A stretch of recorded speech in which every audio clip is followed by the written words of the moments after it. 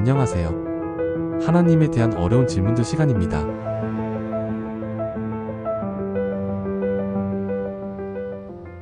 오늘은 하나님은 왜 전쟁을 명령하셨나요? 라는 주제에 대해 이야기해보겠습니다. 이 질문은 신앙생활을 하다 보면 누구나 한 번쯤 품게 되는 난감한 물음일 것입니다. 성경을 읽다 보면 구약에서 하나님께서 이스라엘 백성에게 어떤 민족을 쳐서 진멸하라고 명령하시는 장면들이 나오는데요. 평소 사랑과 자비의 하나님으로 믿어온 분들은 이런 구절을 접할 때 많이 놀라고 혼란스러워하곤 합니다. 실제로 어떤 성도님들은 구약 성경을 읽다가 이러한 구절을 마주하고 적잖이 충격을 받았다고 말씀하시기도 합니다. 아니, 사랑의 하나님께서 어찌 이런 일을? 하고 마음이 혼란스러웠다는 것이지요.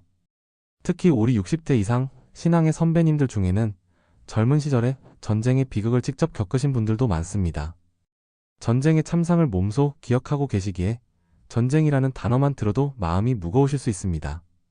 그런데 성경에서 여호와 하나님께서 친히 전쟁을 명령하시고 어떤 민족을 칼로 진멸하라고 하신 대목을 읽으면 도저히 이해가 안 되고 마음의 걸림돌처럼 느껴질 수도 있습니다. 실제로 제가 아는 한 권사님도 구약의 전쟁 이야기만 읽으면 마음이 불편해서 성경 읽기가 힘들다 하고 토로하신 적이 있습니다. 성경에는 분명 살인하지 말라 출애굽기 2013라는 10계명의 말씀이 있습니다. 그런데 전쟁은 수많은 사람의 죽음을 동반하지요. 언뜻 보면 하나님의 가르침의 정면으로 모순되는 것처럼 보일 수도 있습니다. 한쪽에서는 살인하지 말라 하시면서 또 다른 쪽에서는 왜 전쟁을 통해 사람을 죽이라고 하실까? 고개를 갸우뚱하게 됩니다.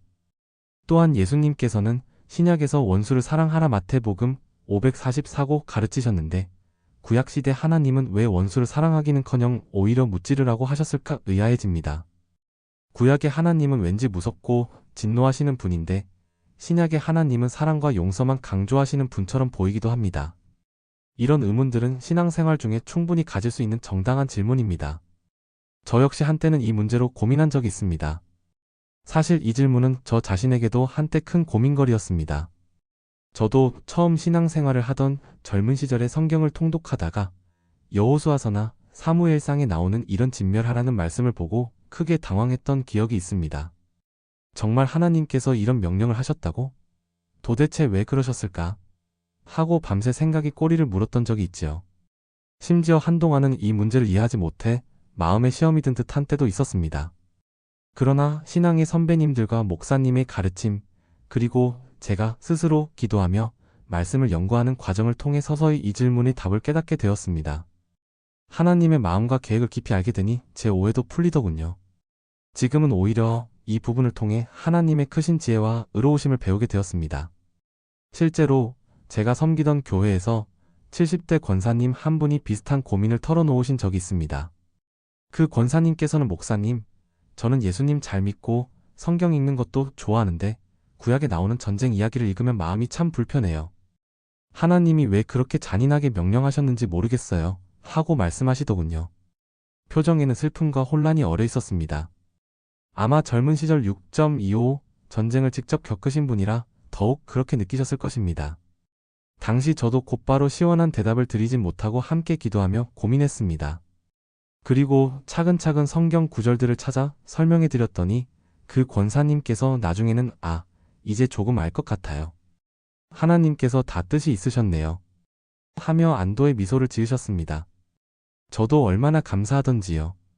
그래서 오늘 이 말씀을 준비했습니다. 혹시 이 자리에도 구약의 이러한 전쟁 기사 때문에 마음의 어려움이나 의문을 품고 계신 분이 있다면 이제 우리 함께 성경을 차근차근 살펴보면서 그 답을 찾아보고자 합니다. 하나님께서 구약시대의 전쟁을 명령하신 배경과 이유를 하나씩 살펴볼 텐데요. 이 어려운 주제를 성경 전체의 흐름 속에서 이해하다 보면 하나님의 선하신 성품과 전쟁 명령이 어떻게 조화되는지 분명히 알게 될 것입니다. 그리고 이런 난해한 부분을 이해함으로써 성경에 대한 우리의 믿음이 더욱 견고해지고 하나님에 대한 우리의 깨달음이 한층 깊어지기를 기대합니다. 자, 그럼 본격적으로 시작해보겠습니다. 첫째로 생각해볼 것은 하나님의 공의로운 심판이라는 측면입니다. 즉, 하나님은 거룩하시며 죄악을 그냥 놔두지 않으신다는 것입니다. 하나님은 사랑이시지만 동시에 절대적으로 거룩하고 의로우신 분입니다. 성경은 하나님께서 죄악을 눈 감아 넘기시는 법이 없다고 말씀하지요. 구약에서 하나님이 어떤 민족을 진멸하라고 명령하실 때는 그 대상이 되는 민족의 죄악이 극에 달했기 때문이라는 것을 우리는 놓쳐서는 안 됩니다. 예를 들어 가나안 땅의 여러 민족들은 오랜 세월 동안 매우 극심한 죄악에 빠져 있었습니다. 그들은 우상을 숭배하며 온갖 부도덕한 일을 일삼았습니다. 특별히 그들의 종교 의식 중에는 자기 자녀를 우상에게 불태워 바치는 잔혹한 관습까지 포함되어 있었습니다. 신명기 1231참조. 상상하기도 끔찍한 일이지요. 부모가 자기 아이를 제물로 태워 죽이는 행위는 하나님 보시기에 도저히 용납될 수 없는 가증한 죄악이었습니다. 이처럼 그 땅 주민들의 삶은 온갖 폭력과 부도덕, 우상숭배로 물들어 있었습니다.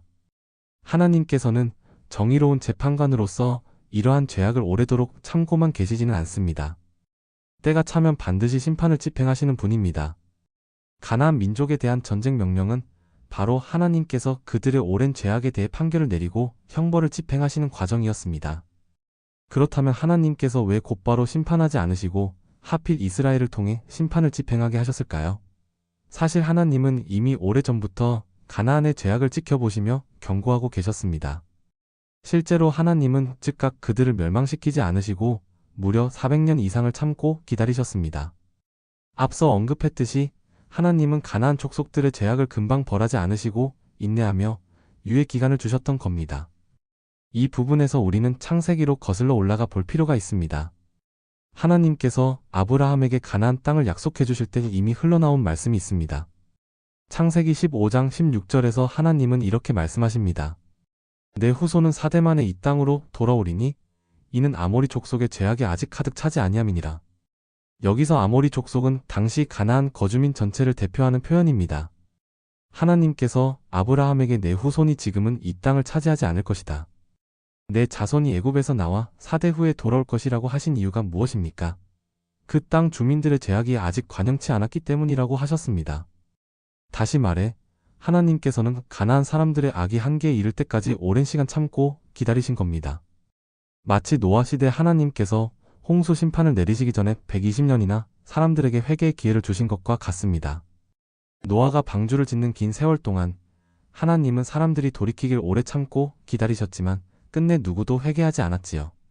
마찬가지로 하나님은 가나안에서도 성급하게 심판하지 않으셨습니다. 무려 400년이라는 긴 세월 동안 그들의 행태를 지켜보시며 동시에 그들이 회개하거나 스스로 악을 버릴 기회를 주셨습니다. 그러나 그들은 회개는커녕 점점 더 타락해갔고 죄악이 하늘에 사무치도록 쌓였습니다. 결국 때가 찼을 때 하나님은 이스라엘을 심판의 도구로 세우셔서 전쟁이라는 형태로 그들에게 벌을 내리신 것입니다. 이는 마치 치료 불가능한 악성 종양을 마지막에 가서야 수술로 도려내는 것과도 같습니다. 하나님께서 처음부터 폭력을 원하신 것이 아니라 다른 방법이 남지 않았을 때 어쩔 수 없이 실행하신 최후의 수단이었다는 점을 기억해야 합니다. 성경 에스겔 33장 11절에서 하나님은 이렇게 분명히 선언하십니다. 나 주 여호와가 말하노라. 내가 악인이 죽는 것을 기뻐하지 아니하고 오히려 악인이 그 길에서 돌이켜 떠나 사는 것을 기뻐하노라. 보십시오. 하나님께서는 죄인이 회개하여 살길 바라는 분이지 그저 심판으로 멸망시키기를 즐기시는 분이 아닙니다.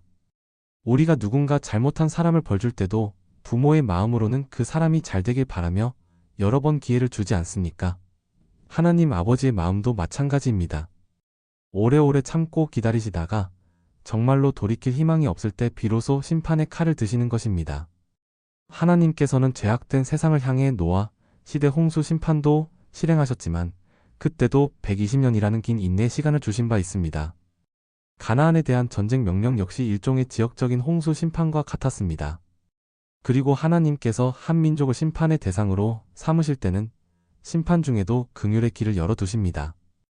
노아 때도 홍수 전 노아의 방주를 통해 구원의 길을 열어두셨듯이 가나안 성읍들 중에서도 하나님을 경외하여 목숨을 건진 사람들이 있었습니다.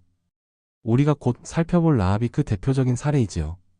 다시 본론으로 돌아와서 하나님께서 가나안 족속을 향해 이스라엘에게 쳐서 진멸하라 명령하신 것은 결국 그들의 죄악에 대한 정당한 심판을 집행하신 것이라 말할 수 있습니다.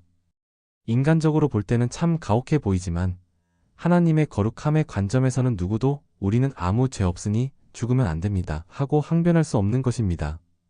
모든 사람이 죄를 범하였음에 하나님의 영광에 이르지 못하였나니 로마서 323말씀처럼 사실 이 세상에 완전히 무고하고 죄 없는 사람은 없습니다.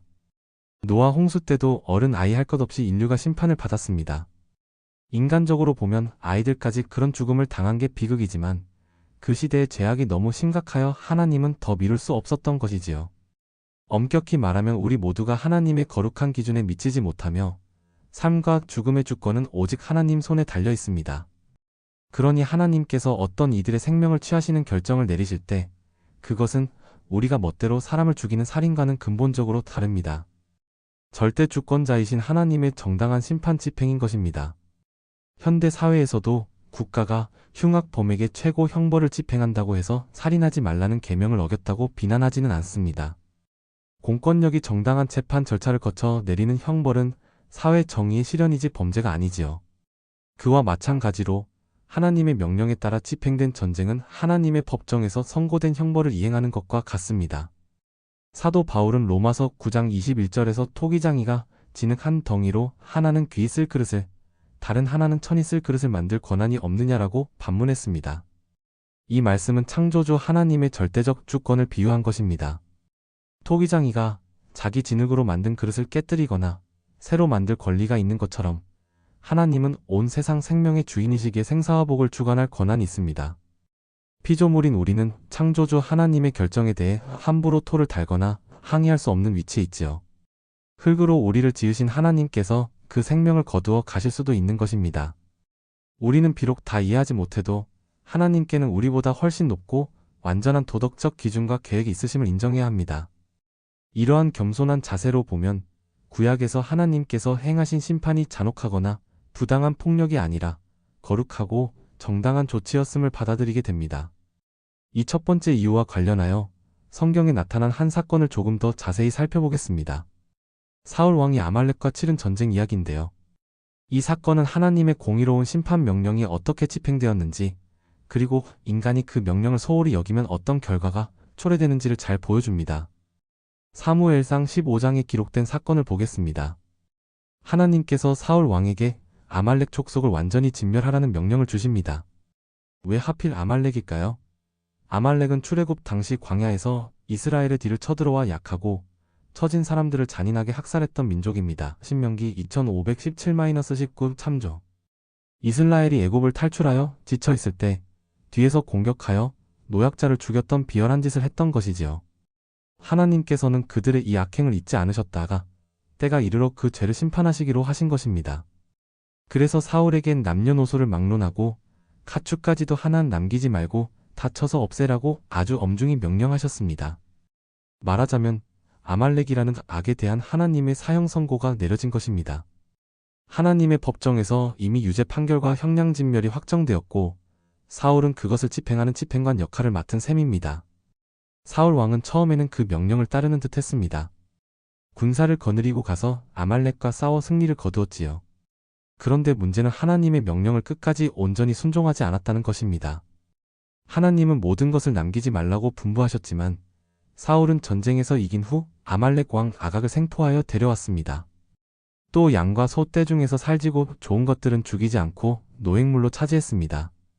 하나님께서는 가축조차 하나 남김없이 없애라고 하셨건만 사울과 그의 군사들은 전리품의 욕심을 이기지 못한 겁니다. 하나님의 뜻보다 자신의 탐욕과 사람들의 눈치를 우선한 행동이었지요. 전쟁이 끝난 후 선지자 사무엘이 사울을 찾아와 묻습니다. 어찌하여 하나님 말씀에 순종하지 않았느냐? 그러자 사울이 뭐라고 변명합니까? 백성이 전리품 중에서 가장 좋은 양과 소를 끌고 온 것은 당신의 하나님 여호와께 제사드리려 함이니이다. 사무엘상 1515하고 둘러댑니다. 겉보기엔 그럴듯한 이유를 댔습니다. 좋은 가축을 남긴 건 욕심 때문이 아니고 이걸로 하나님께 제사드리려고 그런 겁니다. 라고 말이죠. 그러나 이것은 핑계에 불과했습니다.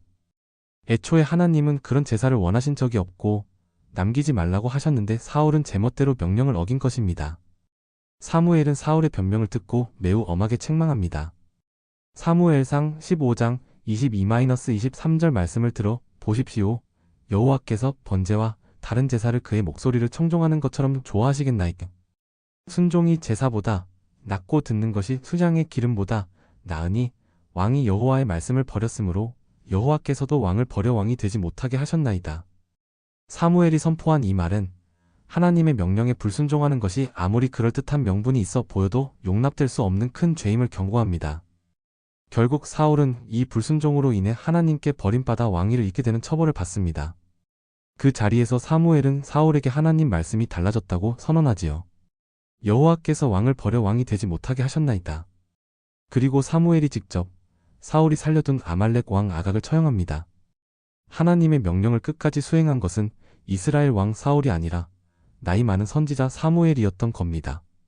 이 사울과 아말렉의 이야기는 하나님의 공의로운 심판 명령의 엄중함을 우리에게 다시 한번 일깨워줍니다.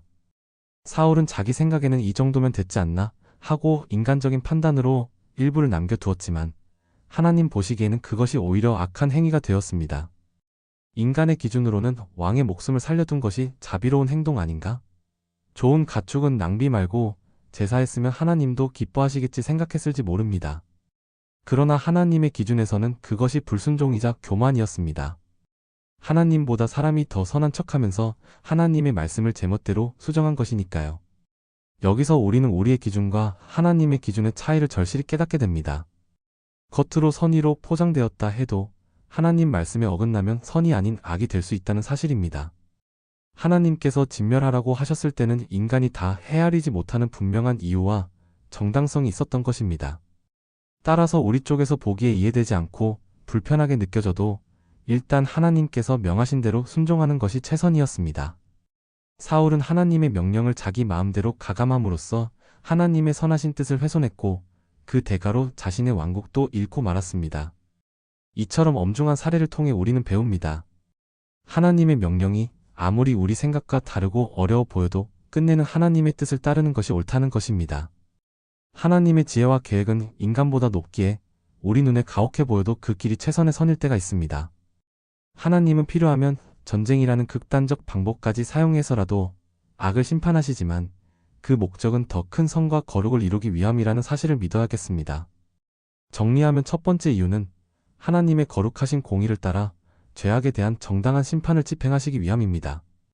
가나안 족속들이 오랜 기간 회개하지 않고 악행을 거듭하자 하나님께서는 마침내 그들을 심판하시기로 결정하셨습니다.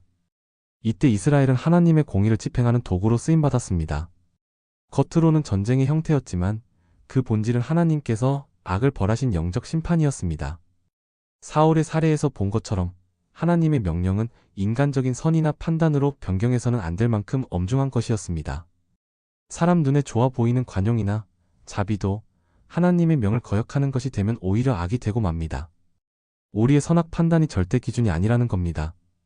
결국 하나님께서 구약에 어떤 전쟁을 명하셨다면 그것은 죄를 미워하시는 하나님의 거룩과 공의에 따른 정당한 징벌을 위해서였다는 것을 우리는 첫째 이유로 확인할 수 있습니다. 둘째로 하나님께서 전쟁을 명령하신 또 하나의 이유는 이스라엘 백성의 거룩함을 보호하기 위해서입니다. 다시 말해 하나님의 백성을 죄악된 환경에서 지켜내기 위함이지요. 하나님은 이스라엘을 택하셔서 그들을 통로로 구원의 역사를 이루시기로 작정하셨습니다. 그래서 무엇보다 이스라엘이 주변의 타락한 문화와 종교에 물들지 않고 순결한 신앙을 지키길 원하셨습니다. 만약 이스라엘이 애굽에서 해방된 후 가나안에 들어가서 거기에 우상들을 따라가 버린다면 하나님의 구원 계획은 어떻게 되겠습니까? 생각만 해도 안타까운 일이겠지요. 그러기 위해서는 가나안의 우상 숭배와 악한 관습을 철저히 제거할 필요가 있었습니다. 생각해 보십시오. 하나님께서 큰 능력으로 이스라엘을 애굽에서 구원하여 해방시켜 주셨는데 정작 약속의 땅에 들어간 이스라엘이 그 땅의 우상과 죄악에 물들어 버린다면 얼마나 안타까운 일입니까? 마치 위험한 불구덩이에서 자녀를 건져냈더니 그 자녀가 또다시 스스로 더 큰 화염 속으로 뛰어드는 것과 같을 것입니다. 그래서 하나님께서는 아예 처음부터 가나안의 그러한 영적 유혹을 뿌리 뽑도록 명령하신 것입니다. 가나안 주민들을 진멸하라는 하나님의 명령에는 이스라엘이 그들의 악한 영향에 휘말리지 않도록 막는 예방적 조치의 의도가 들어 있었습니다. 신명기 20장 18절에서 하나님은 이 명령의 이유를 분명히 밝히십니다. 가나안 일부 주민을 살려둘 경우 어떤 일이 벌어질지를 경고하시며 이는 그들이 그 신들에게 행하는 모든 가증한 일을 너희에게 가르쳐 본받게 하여 너희가 너희 하나님 여호와께 범죄하게 할까 함이니라 신명기 2018고 하셨습니다. 다시 말해 너희가 그들을 남겨두면 결국 그들의 우상 숭배 풍습을 배워서 따라하게 되고 그것은 곧 너희가 하나님께 죄짓는 일이 될 것이다. 하나님께서 미리 그 위험을 지적하신 겁니다. 비슷한 가르침이 신명기 7장 2-4절에도 나옵니다. 하나님은 이스라엘이 가나안 7족속을 진멸할 때 그들과 어떤 언약도 하지 말 것이요 그들과 혼인하지도 말라고 엄하게 명령하시면서 그 이유를 이렇게 경고하셨습니다. 그들이 너희 자녀를 내게서 떠나게 하여 다른 신들을 섬기게 할까 함이라 신명기 74. 이 말씀은 이방인과 통혼하게 되면 결국 하나님을 떠나 우상들을 섬기게 될 위험이 있기 때문이라는 뜻입니다. 정리하면 하나님께서 가나안의 그 사람들을 철저히 몰아내고 진멸하라고 하신 것은 영적인 오염을 원천 차단하라는 뜻이었습니다. 이스라엘이 거룩한 백성으로서의 정체성을 잃지 않게 하시려는 거지요. 사람으로 말하면 미리 예방접종을 해서 병균을 막는 것이나 상처가 썩지 않도록 괴사한 부분은 도려내는 조치를 하신 것입니다. 실제로 구약 역사를 보면 이스라엘이 하나님의 이 명령에 충분히 순종하지 않아서 가나안 사람들을 일부 남겨둔 탓에 훗날 큰 영적 문제가 생깁니다. 여호수아가 죽고 난 뒤 이스라엘이 약해진 사사시대에 그런 일이 두드러지게 나타납니다. 여호수아의 후계자들이 가나안 전체를 정복하지 못하고 일부 지역 주민들과 섞여 지내게 되자 곧 이스라엘 백성이 그 이방 신들을 섬기고 악한 풍습을 본받는 죄악을 저지르기 시작했습니다. 사사기 2장 11-12절을 보면 그 상황을 이렇게 요약합니다.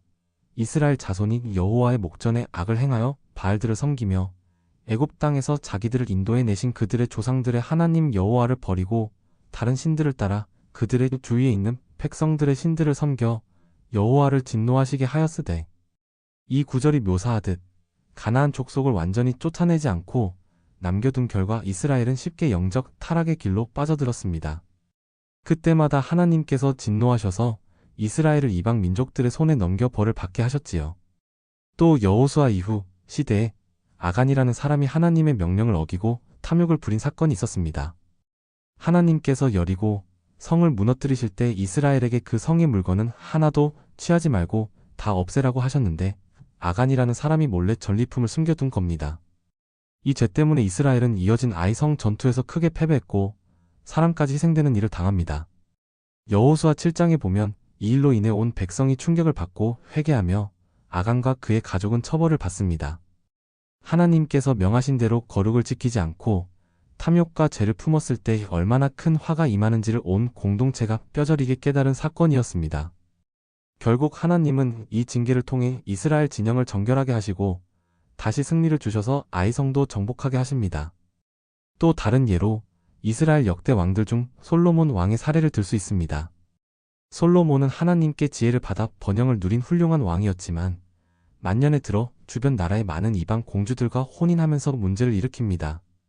그 외국인 아내들이 자기 나라에서 섬기던 우상들을 데려왔고 솔로몬은 그들을 기쁘게 해주려고 그 우상들을 위한 산당제단을 예루살렘 주변 산들에 세우는 큰 잘못을 저질렀습니다. 열왕기상 11장에 보면 솔로몬이 모압의 신 그모스, 암몬, 자손의 신 몰렉 등 가증한 이방 신상을 위해 예루살렘 근처 산에 산당을 짓고 그 이방 아내들이 거기서 제사 지내는 것을 용인했다고 기록합니다. 믿기 힘든 일이지만 그 지혜로운 솔로몬조차 이방 여인들의 비위를 맞추다가 말년에 우상 숭배를 용납하는 죄를 범한 것입니다.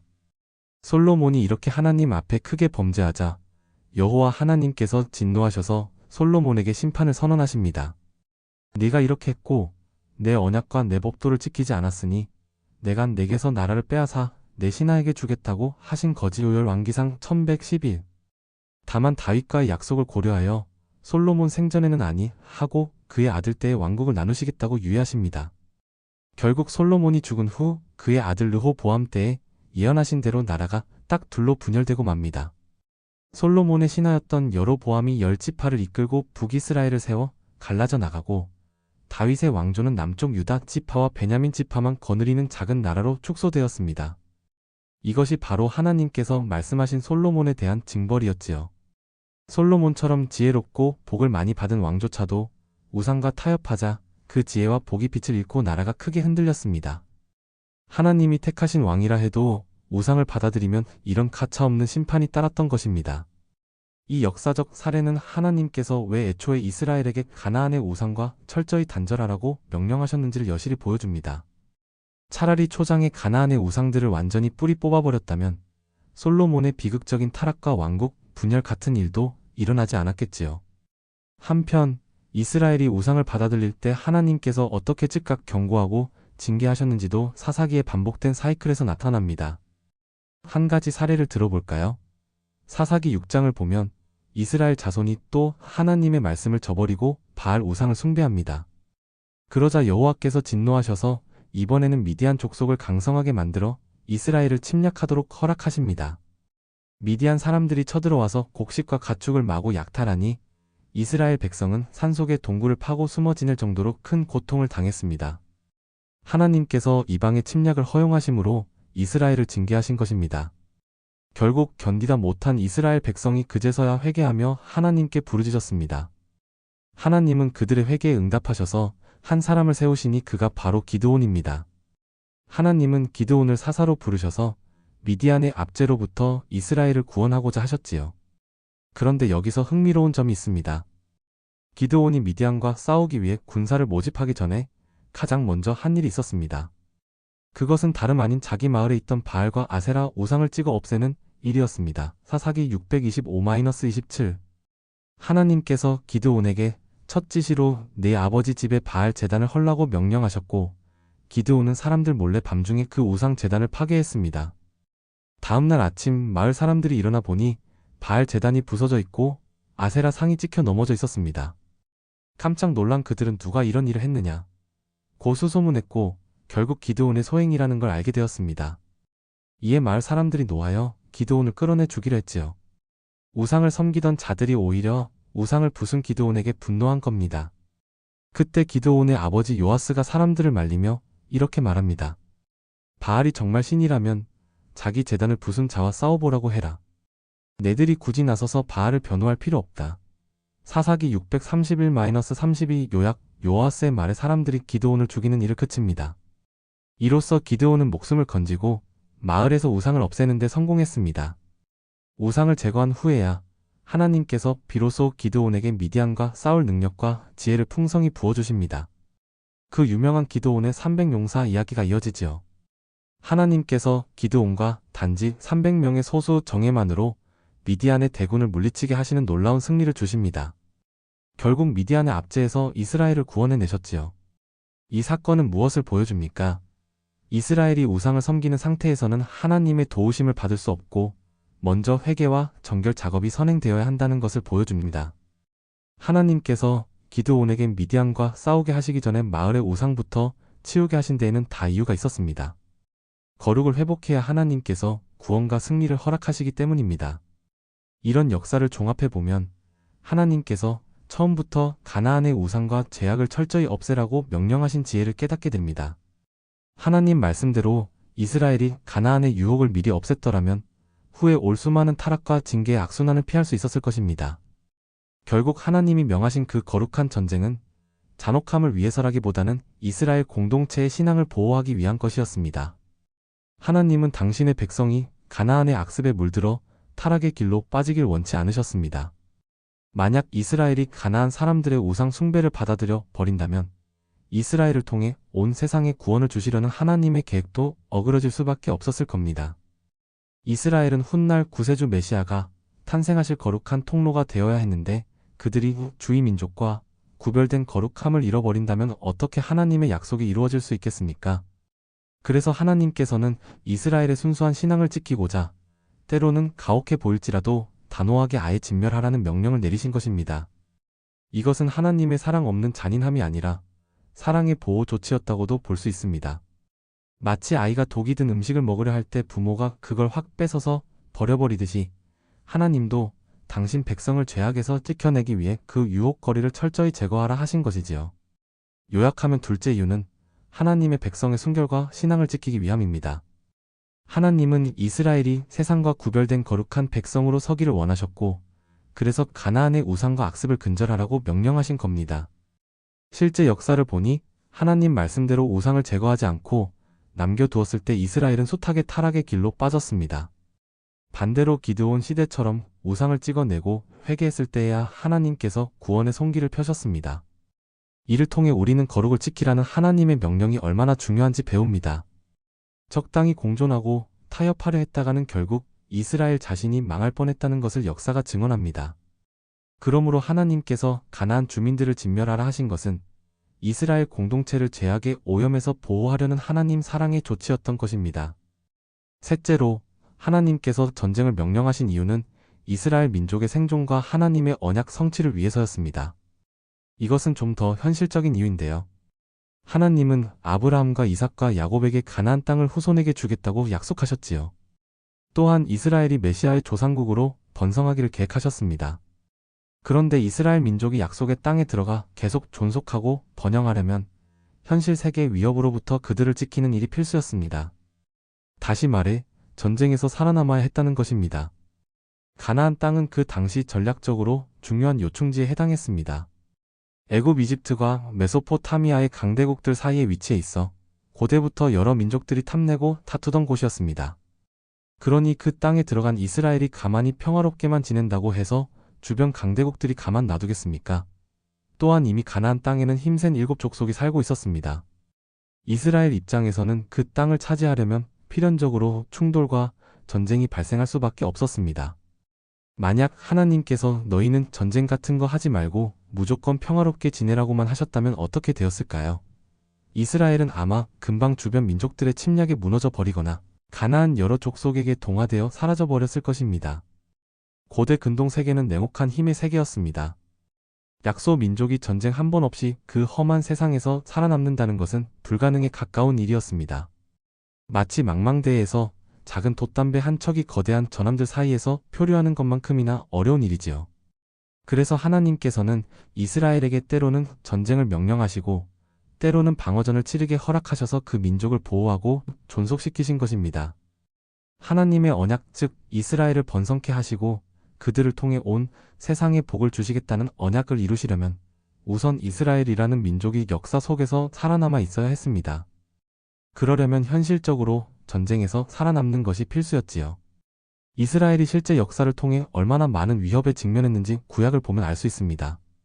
하나님께서 이스라엘에게 전쟁을 명하실 뿐 아니라 그 전쟁에서 승리를 주시고 보호하시는 장면이 자주 나옵니다.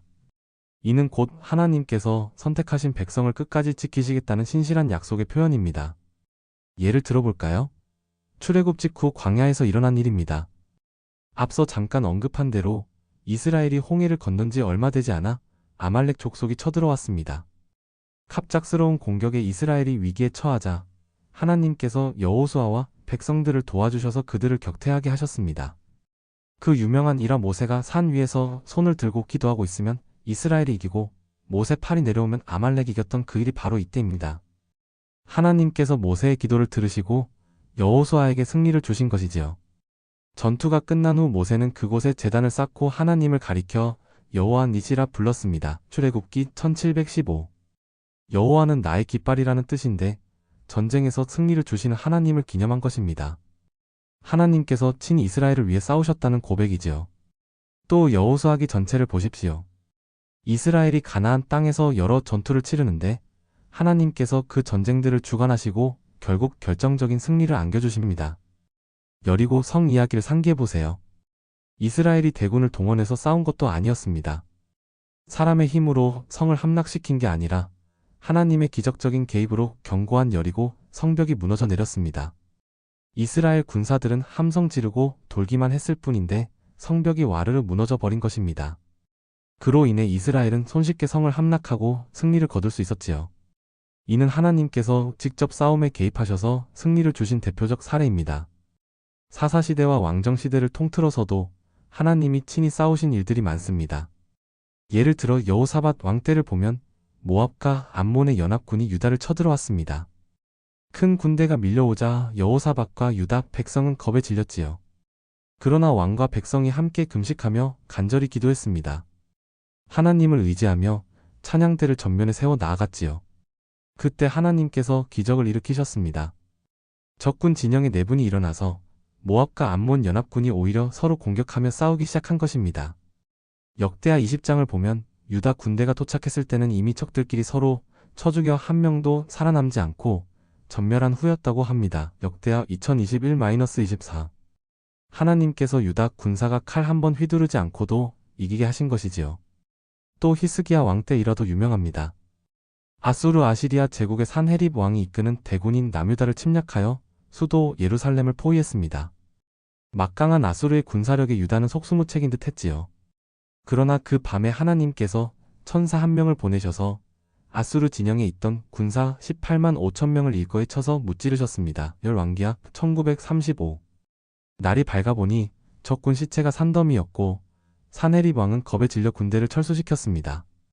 예루살렘은 한 발의 화살도 쏘지 않고 구원을 받은 것입니다. 이렇듯 하나님께 의지할 때 싸우지 않고도 이기는 놀라운 역사들이 있었습니다. 언제나 최종 승리의 결정권은 하나님께 달려 있었던 것입니다.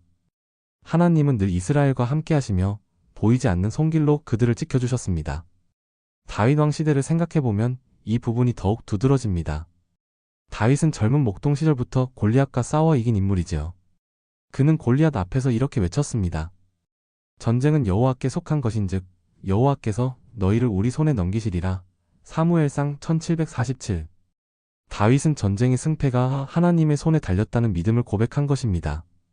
그 말대로 다윗은 골리앗을 무찌르고 이스라엘에 큰 승리를 안겨주었습니다. 이후 다윗은 왕이 되어 수많은 대적들과 싸웠지만 하나님이 함께하심으로 연전연승하였습니다. 주위의 필리스티아, 모압, 에돔 등 여러 대적들을 제압하고 영토를 넓혔습니다. 이 모든 승리의 궁극적 공로는 하나님께 있었습니다. 다윗은 시편 20편 7절에서 이렇게 노래합니다. 어떤 사람은 병거, 어떤 사람은 말을 의지하나 우리는 여호와 우리 하나님의 이름을 자랑하리로다. 이 고백처럼 다윗의 군사력이나 전략도 뛰어났지만 결정적으로는 여호와의 이름, 곧 하나님의 권능이 승리를 가져온 것이었습니다. 그리고 다윗이 사방의 적들을 정복하여 태평성대를 이루었기에 그의 아들 솔로몬 시대에는 큰 전쟁 없이도 평화를 누릴 수 있었습니다. 하나님께서 다윗 시대 전쟁들을 통해 이스라엘의 국경을 안정시키시고 주변의 위협을 제어해 주셨던 덕분입니다. 정리하면 하나님께서 이스라엘에게 전쟁을 명하신 것은 그 민족을 멸망하지 않고 지켜주기 위해서였습니다. 하나님은 아브라함에게 하신 언약 이스라엘을 큰 민족 이루게 하고 그를 통해 만민을 복주시겠다는 약속을 신실하게 지키고 계셨습니다. 그런데 현실 세계에서 이스라엘이 역사에 남아있으려면 전쟁 같은 역경을 이겨내야만 했습니다. 그래서 하나님은 친히 그 과정에 개입하셔서 이스라엘로 하여금 필요할 때마다 싸워 이기게 하신 것입니다. 고통과 희생이 따르는 전쟁이었지만 하나님은 그것을 통해서라도 당신의 언약을 실현하고 당신의 백성을 지키는 선한 목적을 이루신 겁니다. 셋째 이유를 한마디로 말하면 하나님의 언약 백성을 현실 역사 속에서 보호하여 구원 계획을 이어가기 위함입니다. 이스라엘은 약속의 땅에서 살아남아 번성해야 했고 그래야 하나님께서 아브라함에게 주신 언약과 인류 구원의 계획이 실현될 수 있었습니다. 그러나 주변의 강대한 세력들 사이에서 전쟁 없이 버틴다는 건 불가능에 가까웠지요. 하나님은 필요할 때 전쟁에서 이스라엘이 이기도록 도우심으로 그들을 존속해 하셨습니다. 때로는 기적적으로 개입하시고 때로는 이방 왕들의 마음도 움직여 백성을 구하셨습니다. 그 결과 이스라엘은 멸절되지 않고 역사를 이어갈 수 있었고 궁극적으로는 메시아 예수 그리스도가 이 민족에서 태어나 온 인류를 구원하시게 되었습니다. 그러니 비록 전쟁은 참혹했지만 그로 인해 하나님의 구원 역사가 중단되지 않고 지속되었음을 생각한다면 하나님께서 허락하신 이 방법의 의미를 이해할 수 있을 것입니다.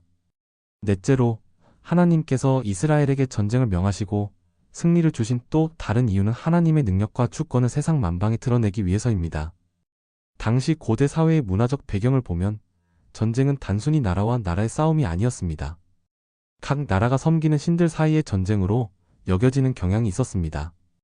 한 민족이 전쟁에서 승리하면 저 나라 신이 상대방 신보다 강하다고 믿곤 했지요. 하나님께서는 이런 사람들의 인식을 이용하셔서 이스라엘의 전쟁 승리를 통해 여호와 하나님의 참되심과 우월하심을 만방에 알리셨습니다. 다시 말해 하나님의 하나님 되심을 온 세상이 알도록 역사하신 것입니다. 이스라엘이 자기들보다 강한 족속들을 물리치고 기적적인 승리를 거둘 때마다 주변 민족들은 자연히 이스라엘의 하나님을 두려워하고 인정하지 않을 수 없었습니다. 와, 이스라엘이 이겼대? 그들의 하나님 여호와가 저들을 도와줬나봐. 이런 식으로 소문이 쫙 퍼져나갔습니다. 여호수아 2장을 보면 여리고 성의 기생 라합이 이스라엘 정탐꾼들에게 한 고백이 나옵니다. 그녀는 이렇게 말하지요. 우리가 너희에 대해 들었다. 너희가 애굽에서 나올 때 여호와 하나님이 홍해 물을 갈라 마르게 하신 일도 들었고 너희가 요단 동쪽에서 아모리의 두 왕 시온과 옥을 멸절시킨 것도 들었다. 그 소식을 듣자 우리 주민들의 간담이 녹았다. 너희 하나님 여호와는 위로 하늘에서도 아래로 땅에서도 하나님이시라. 여호수아 29-11 요약. 라합의 이 고백은 이스라엘의 전쟁 승리 소식을 통해 가나안 사람들도 이미 여호와 하나님의 위대하심을 알고 있었다는 증거입니다. 라합은 가나안 여자였지만 이스라엘의 하나님을 참 하나님으로 믿기로 결단했습니다. 그래서 목숨 걸고 이스라엘 정탐꾼들을 숨겨주고 결국 자신과 가족의 구원을 얻어내지요. 여리고 성이 함락될 때 라합과 그의 가족만은 목숨을 부지하고 이스라엘 공동체에 들어오게 됩니다. 즉, 전쟁을 통해서도 하나님을 경외하는 이들은 구원받는 길이 열린 것입니다. 하나님의 심판 중에서도 믿음으로 반응하는 자에겐 긍휼이 임한다는 것을 보여주는 예라 할 수 있습니다. 또 한 가지 흥미로운 사례로 여호수아 9장의 기브온 주민들의 이야기가 나옵니다. 기브온 사람들은 아이성까지 이스라엘이 승승장구하는 모습을 보고 겁을 잔뜩 먹었습니다. 저 이스라엘과 맞서 싸웠다가는 우리도 여리고 꼴이 날 거야. 차라리 항복해서 목숨을 건지자. 이렇게 판단한 것입니다. 그래서 꾀를 냈지요. 낡은 옷을 입고 곰팡이 핀 떡과 헤어진 신발을 가지고 와서 우리는 먼 나라에서 왔소. 당신들과 화친하고 싶소. 하고 속입니다. 여호수아와 이스라엘 지도자들은 그들의 말에 속아 기브온과 화친 조약을 맺어버렸습니다. 뒤늦게 그들이 가나안 주민인 걸 알게 되었지만 이미 맺은 맹세가 있어서 그들을 죽이지 못하지요. 그 대신 기브온 사람들을 노예로 삼아 이스라엘을 섬기게 합니다. 기브온 사람들이 비록 속임수를 썼지만 그만큼 그들이 여호와 하나님과 이스라엘을 두려워했다는 방증입니다. 싸워봤자 소용없다. 차라리 그 하나님을 섬기는 편에 서자. 이렇게 생각했다는 거지요. 결과적으로 기브온 사람들은 목숨을 건지고 이스라엘 진영에 합류하게 되었습니다. 이후 그들은 이스라엘 가운데서 종으로 살면서도 자기들이 섬기던 우상을 버리고 여호와 하나님을 경외하는 쪽을 택했습니다. 이 역시 하나님의 전쟁 승리가 주변 민족들로 하여금 하나님께 항복하고 그분의 백성 편에 서게 만든 사례라 할 수 있습니다. 하나님께서 전쟁을 통해 주변 사람들에게까지 당신의 존재와 능력을 알리셔서 심지어 이방인들도 하나님께 나와 살 길을 얻는 역사가 일어난 것입니다. 출애굽 당시에도 마찬가지였습니다. 하나님께서 10가지 재앙으로 애굽을 치시고 이스라엘을 구원하셨을 때 그 인근 모든 민족들이 그 소식을 들었습니다. 애굽의 바로도 당해내지 못한 여호와라니 하며 두려워 떨었지요. 출애굽기 15장 14-16절에 이스라엘이 홍해 건너 구원받은 후 부른 노래 가사가 나옵니다. 이방 백성들이 듣고 떨며 블레셋 주민이 두려움에 잡히며 가나안 주민이 정신을 잃으리로다. 실제로 훗날 모압 왕 발락도 이 소식을 듣고 겁을 먹은 나머지 발람이라는 선지자를 돈으로 매수해 이스라엘을 저주하게 하려 했습니다. 민수기 22장. 이처럼 하나님께서 기이한 구원과 전쟁 승리를 베푸셨을 때 주변 나라들까지도 그 명성을 듣고 하나님을 두려워하고 경외하게 되었습니다. 고대에도 이렇게 입소문이 무섭습니다. 대상들과 나그네들의 입을 통해 여호와 하나님이 홍해를 갈라 이스라엘을 구했다는 이야기가 삼시간에 퍼져나간 겁니다. 그 소문을 들은 가나안 사람들은 간담이 서늘했겠지요. 하나님은 또한 전쟁을 통해 사람의 힘이 아니라 하나님의 능력이 승리를 결정한다는 교훈을 가르치셨습니다. 대표적인 것이 기드온의 300용사 이야기입니다. 아까 일부 언급했지만 원래 기드온이 사사를 부름받아 미디안과 싸우러 나갈 때 군사가 32,000명이 모였습니다. 그러나 하나님은 그 가운데 겁먹은 자 등등을 돌려보내라 하시며 숫자를 줄이셔서 최종적으로 300명만 남기셨지요. 그리고는 그 300명마저도 칼과 창으로 무장시킨 게 아니라 횃불과 나팔을 들려보냈습니다. 한밤중에 기드온과 300용사가 횃불을 들고 항아리를 깨뜨리며 나팔을 불자 미디안 진영이 크게 혼란에 빠졌고 적들은 놀라 서로 치다가 도망쳤습니다. 이 믿기 어려운 승리는 오직 여호와께서 하셨다는 것을 모든 사람이 알도록 한 것이었습니다. 이스라엘 사람들도 우리 병력이 많아서 이긴 게 아니구나. 하나님이 도와주시니 이겼다 하고 깨달았고 주변 이방 민족들도 이스라엘의 신 여호와가 저들을 도왔구나 하고 인정하게 되었습니다. 도대체 저 소수의 이스라엘이 어떻게 저렇게 이길 수 있었나? 분명 뭔가 신적인 힘이 있다 하고 놀랄 수밖에 없었을 것입니다. 다윗도 같은 고백을 했지요. 아까 인용한 시편 20편 7절에서 남들은 병거와 말 당시 최첨단 무기와 군사력을 의지하나 우리는 여호와를 자랑한다 했던 겁니다. 이스라엘의 역사는 이렇게 강한 군사력보다 하나님의 권능으로 승리한 이야기들로 가득합니다. 이스라엘이 이긴 많은 전쟁들은 이스라엘 군대가 강해서가 아니라 여호와 하나님이 함께 하셔서 이긴 것들이었지요. 그걸 이스라엘도 알게 되고 주변 이방도 알게 되었습니다. 전쟁은 여호와께 속한 것이라는 다윗의 고백대로 전쟁조차 하나님의 섭리 아래 있었던 것입니다. 이렇게 하나님께서는 이스라엘에게 전쟁의 승리를 주심으로써 하나님의 살아계심과 전능하심을 세상에 나타내셨습니다. 주변 이방인들은 그 승전 소식을 듣고 두려워 떨거나 라합과 기브온 사람들처럼 그 하나님을 믿고 항복하기도 했습니다. 결국 이스라엘의 전쟁마저도 하나님을 증언하는 도구가 된 셈입니다. 하나님께서 피 흘리는 전쟁 자체를 기뻐하신 것은 아니지만 그 역사적 현실 속에서 전쟁을 사용하셔서 하나님의 영광을 드러내고 우상 숭배자들에게 참 하나님을 알릴 기회를 제공하신 것입니다. 여호수아 6장 27절에 이런 말씀이 있습니다. 여호와께서 여호수아와 함께 하시니 여호수아의 소문이 그 땅에 퍼지니라. 여호수아가 전쟁에서 승리하자 하나님의 함께 하심의 소문이 온 땅에 퍼졌다는 거지요. 이처럼 하나님께서 함께 하시는 지도자와 백성이 전쟁마다 승리할 때 여호와 하나님의 이름이 높아지고 그에 대한 경외감이 널리 퍼졌습니다. 심지어 블레셋 같은 원수들도 나중에는 이스라엘의 하나님을 두려워하여 법궤를 돌려보내기도 하지 않았습니까? 사무엘상 56장. 결국 전쟁의 결과마저 하나님께서 영광 받으시는 도구가 되었습니다. 이것은 하나님의 궁극적인 목적이 피 흘림 그 자체에 있지 않다는 걸 보여줍니다. 하나님은 온 세상 모든 민족이 참 하나님을 알고 경외하게 되는 것을 원하십니다. 구약시대에 하나님께서 이스라엘의 전쟁들을 통해 여호와만이 참 신이라는 사실을 드러내신 것은 바로 이 목적을 위한 것이었습니다. 그 시대 사람들은 전쟁의 승패를 보며 여호와의 위엄을 체험할 수 있었습니다. 이스라엘의 신이 저토록 강하시구나 하고 깨달을 수 있었던 것이지요. 마지막 넷째 이유의 핵심은 하나님의 하나님 되심을 온 세상에 알리기 위함입니다. 전쟁의 승패를 통해 여호와 하나님의 주권과 능력이 증명되었습니다. 이스라엘이 하나님의 도우심으로 승리할 때마다 주변 민족들은 두려워했고 어떤 이는 하나님을 경외하는 믿음에 이르렀습니다. 하나님은 그런 방식으로 이방 사람들에게까지 자신을 계시하셨습니다. 그 시대 이방인들은 이스라엘의 전쟁 이야기를 통해 여호와의 존재를 알고 경외심을 품을 수 있었습니다. 또한 이스라엘 역시 우리의 힘이 아니라 하나님의 능력에 의지해야 승리한다는 교훈을 배웠습니다. 결국 하나님께서 전쟁을 통해 나타내신 것은 하나님의 주권과 영광이었습니다. 전쟁마저도 하나님의 손에 붙들리면 사람들에게 하나님의 존재를 드러내는 통로가 될 수 있었다는 말입니다. 지금까지 우리는 하나님께서 구약 성경에서 전쟁을 명령하신 4가지 주요 이유를 살펴보았습니다. 첫째는 가나안 민족들의 극심한 죄악에 대한 공의로운 심판을 집행하시기 위함이었고, 둘째는 이스라엘 백성의 거룩함을 지켜내기 위해 악한 영향을 제거하기 위함이었습니다. 셋째는 이스라엘의 생존을 보장하고 하나님의 언약을 성취하기 위한 현실적 조치였으며, 넷째는 전쟁의 승리를 통해 하나님의 능력과 영광을 만방에 드러내어 사람들이 참 하나님을 알게 하려는 목적이 있었습니다. 이처럼 각각 중요한 뜻이 있었기에 하나님은 필요할 때 하나여 전쟁을 명령하셨던 것입니다. 그런데 여기까지 이유를 다 설명드렸어도 여전히 마음 한구석에 해결되지 않는 의문이 남아있을 수 있습니다.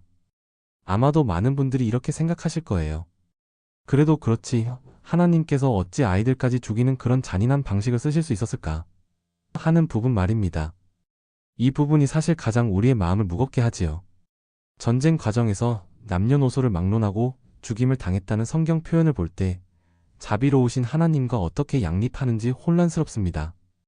그래서 지금부터는 하나 더 깊이 들어가서 이러한 전쟁 명령들을 하나님의 선하심과 사랑의 성품과 조화시켜 이해해 보려고 합니다. 즉, 선하시고 자비하신 하나님께서 어떻게 이렇게 무서운 일을 명하셨을까 하는 의문에 답해 보고자 합니다. 먼저 분명히 해둘 것이 있습니다. 하나님은 본질적으로 폭력을 좋아하시거나 무고한 피 흘리기를 기뻐하시는 분이 결코 아니라는 사실입니다. 방금 전까지 우리는 하나님이 전쟁을 명령하신 이유를 쭉 살펴봤지만 그렇다고 해서 하나님이 잔인한 분이라는 뜻은 절대 아닙니다. 에스겔 33장 11절에서 하나님은 분명히 나는 악인이 죽는 것을 기뻐하지 않고 그가 돌이켜 사는 것을 기뻐한다 고 선언하셨습니다. 보세요. 하나님은 심판 자체를 즐기시는 분이 아닙니다. 오히려 마지막 순간까지 죄인이 회개하여 살 길을 찾으시길 바라는 분입니다. 사람도 자녀나 이웃이 잘못할 때 처음부터 벌하기보다 타일러 보고 기다리듯 하나님도 최대한 오래 참고 기다리시는 사랑의 아버지이십니다. 다만 하나님의 오래 참으심에도 불구하고 죄악이 끝끝내 회개치 않고 점점 더 번져갈 때 하나님은 슬프고도 정의롭게 행동하십니다. 내가 더 두고 볼 수 없다. 이제 공의를 세워야겠다. 이렇게 마음 아파하면서도 칼을 드십니다. 성경 곳곳을 보면 하나님께서 심판을 내리실 때도 마음 한편으로는 통곡하십니다. 이를테면 하나님은 홍수 심판 전에 땅 위에 사람 지으셨음을 한탄하셨다고 했지요. 창세기 66. 또 예레미야서 등에서는 하나님께서 멸망당할 예루살렘을 향해 통곡하는 듯한 탄식을 하십니다. 내 마음이 아프다 이런 표현들이 나옵니다. 이는 하나님이 정의의 집행자시지만 동시에 긍휼의 아버지심을 보여주는 대목이지요. 정리하면 하나님은 죄악을 그냥 묵인하지 않으시기에 필요할 때는 공의의 심판을 실행하셨지만 그것은 미워서가 아니라 세상을 바로잡기 위한 고육지책이었습니다. 그리고 그 심판의 과정에서도 하나님의 사랑과 긍휼은 완전히 사라지지 않았습니다. 어떻게 알 수 있느냐고요?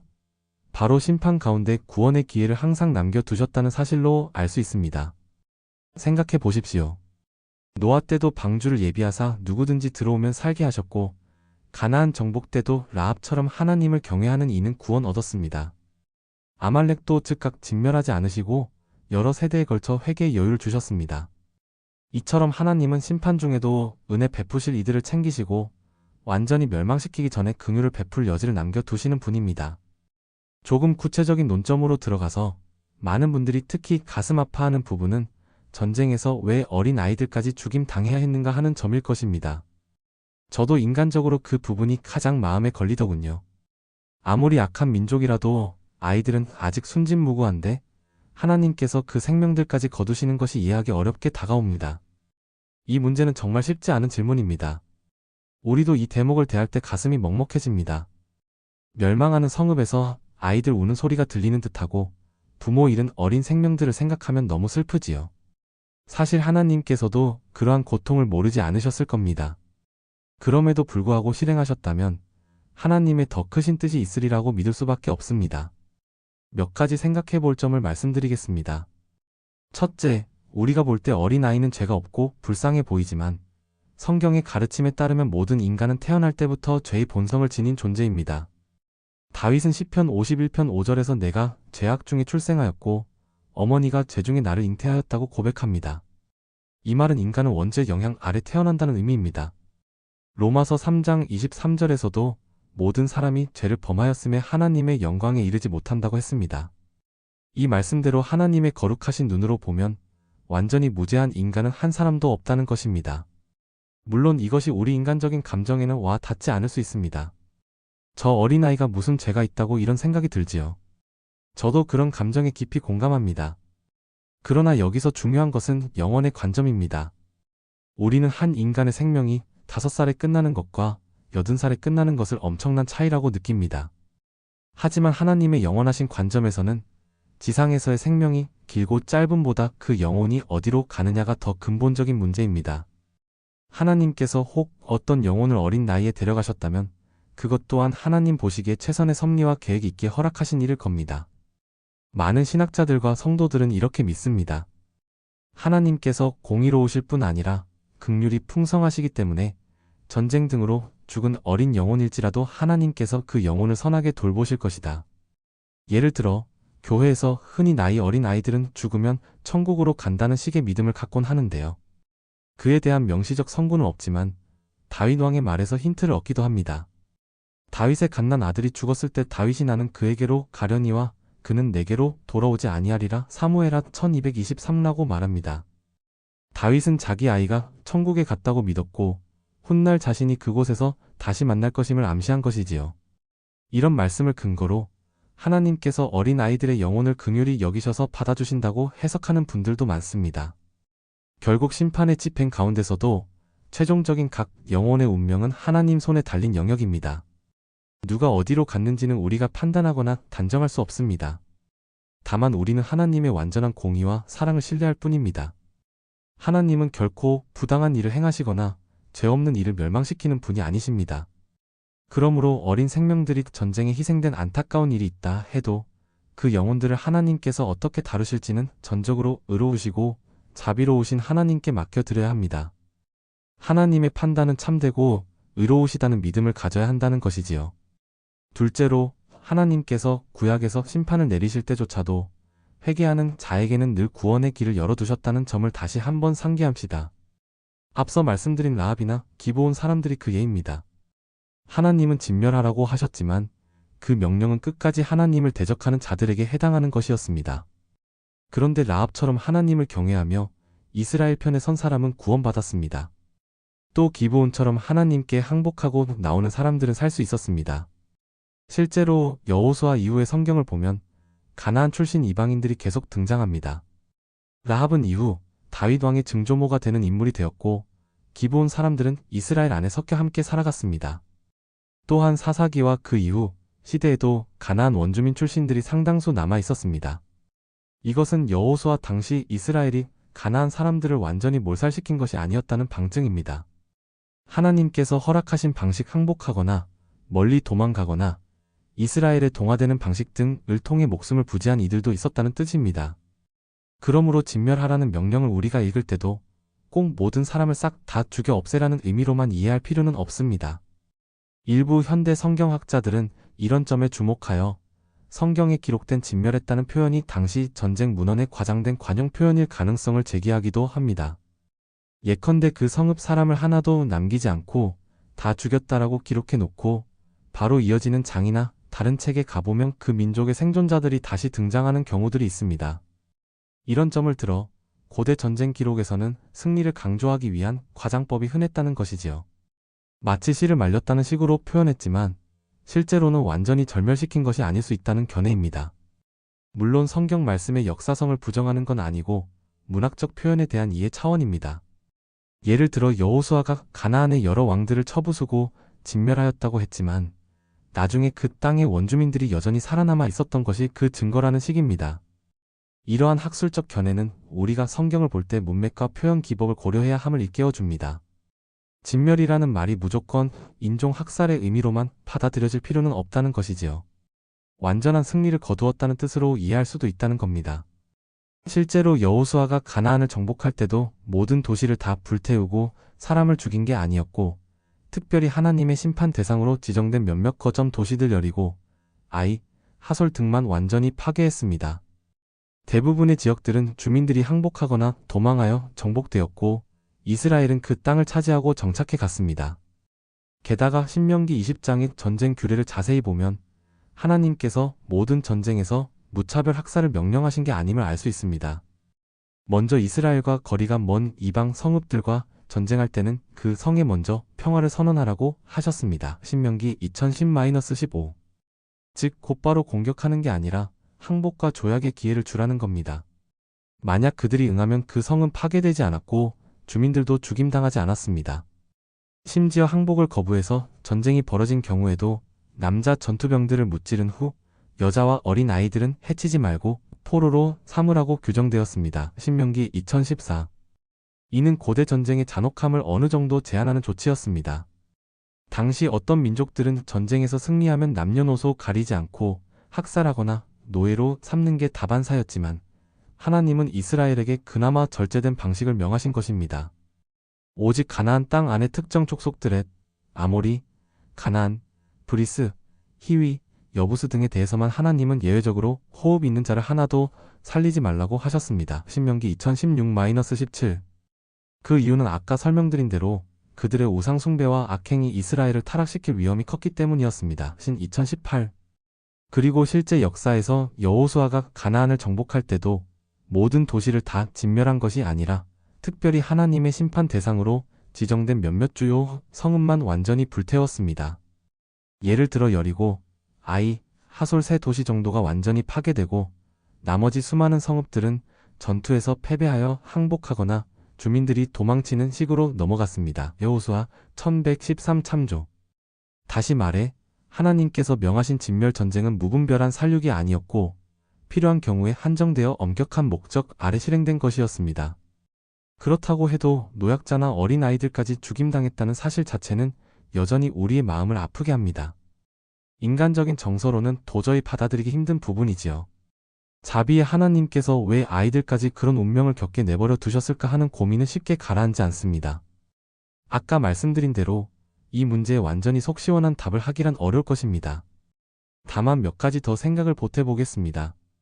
우선 아이들도 결국 그 문화 속에서 자라면 똑같이 이스라엘의 원수로 자랄 사람들이었다는 점입니다. 냉혹한 얘기지만 고대에는 원수의 씨를 남겨두지 않는다는 사고가 일반적이었습니다. 원수를 남기면 훗날 내가 당한다는 것이지요. 하나님께서 아말렉을 진멸하라고 하신 것도 그 악의 대물림을 끊어버리기 위함이었습니다. 실제로 사울이 아말렉 왕 아각을 살려두는 바람에 훗날 불거진 일이 있었다고들 합니다. 성경에는 직접적 언급이 없지만 유대 전승에는 에스더서에 나오는 유대인 학살 음모의 주역 하만을 아각 사람, 즉 아말렉 후손으로 봅니다. 에스더 31.